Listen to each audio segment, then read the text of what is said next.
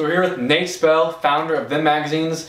Nate is one of those few people who actually monetize off his passion.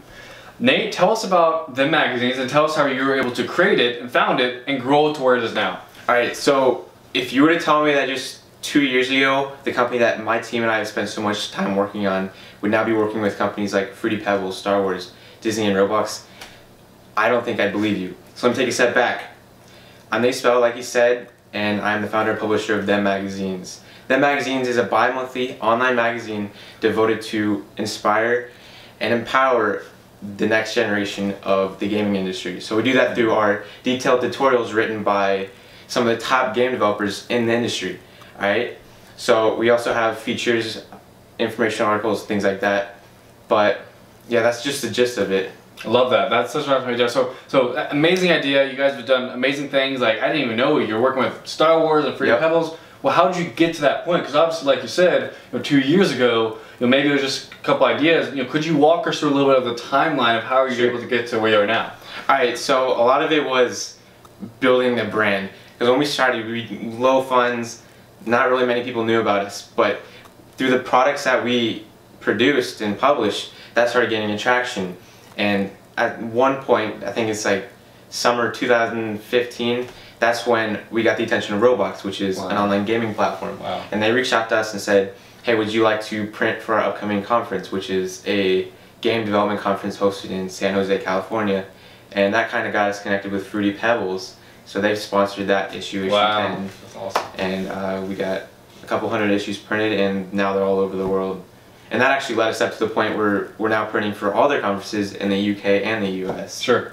That's awesome. So, what are your plans? What does the next couple of years look like for the magazines?